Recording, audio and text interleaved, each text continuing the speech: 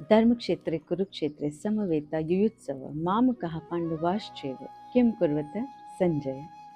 हरिओम प्रणाम। मेरा नाम है दिमिषा और हाँ जी, यही वो श्लोक है जहाँ से श्रीमद् भगवद गीता का प्रारंभ होता है। यह श्लोक अध्याय 1 श्लोक नंबर 1 है।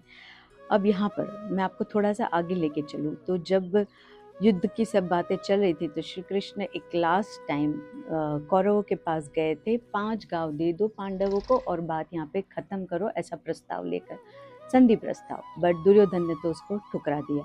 तो मतलब अब तो युद्ध निश्चित था। पर दुर्योधन के पिताजी धृतराष्ट्र, अब उनको भी थोड़ा सा तो ऐसे लगेगा कि युद्ध होने वाला है। वो तो जैसे नेत्रहीन थे तो वो तो वैसे भी नहीं जाने वाले थे, परंतु उनको ऐसा था कि वो जानना चाहते कि युद्ध के मैदान में क्या हो रहा है। तो वेद व्यास जी उनको दिव्य दृष्टि प्रदान करने का प्रस्ताव देते। तो धृतराष्ट्र ऐसे कहते कि आप संजय को दिव्य दृष्टि दीजिए, वो देखकर मुझे बताएंगे कि युद्ध के मैदान में क्या हो रहा है। तो अब संजय के पास दिव्य दृष्टि आ चुकी है, उनको वेद व्यास जी ने प्रदान कर दी। तो अब धृतराष्ट्र बड़े उत्सुक है जानने के लिए। तो वो संजय से बोलते हैं कि धर्म क्षेत्र कुरुक्षेत्र में मेरे बच्चे और पांडु के बच्चों के बीच में क्या हो रहा है, मुझे देखकर बताओ।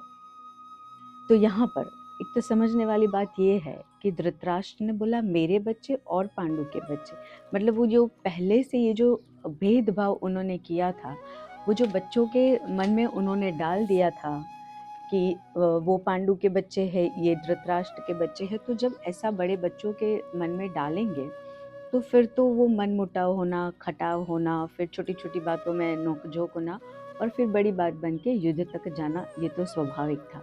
तो यहाँ पर देखने वाली बात ऐसी है कि वो सिर्फ नेत्रहीन नहीं थे, वो बुद्धि से भी कम थे। उनको बुद्धि से, उनकी बुद्धि की जो ज्ञान चक्षु बोलते हैं ना, वो भी उनके प्रबल नहीं थे। तो उनको नहीं समझ में आ रहा था कि ये छोटे छोटे भेदभाव आगे जाके कुटुंब को कितना बड़ा नुकसान पहुंचाएंगे।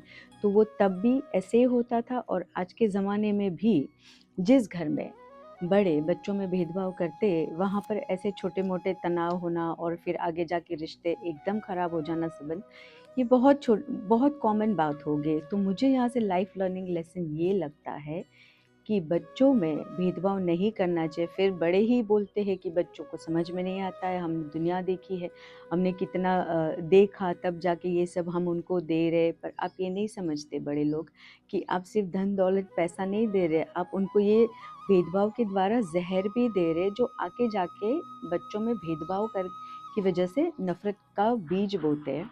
तो ऐसा किसी भी घर में नहीं होना चाहिए। इसका एग्जाम्पल हमें महाभारत के कुरुक्षेत्र के मैदान से श्रीमद् भगवद गीता के पहले अध्याय में ही हमको ये सीख मिल जाती है। मैं पढ़ने वाली हूँ सारे श्लोक बारी बारी। अगर आप भी भगवद गीता को ध्यान से समझना चाहते तो जुड़े रहिए मुझसे। तब तक श्री राधे।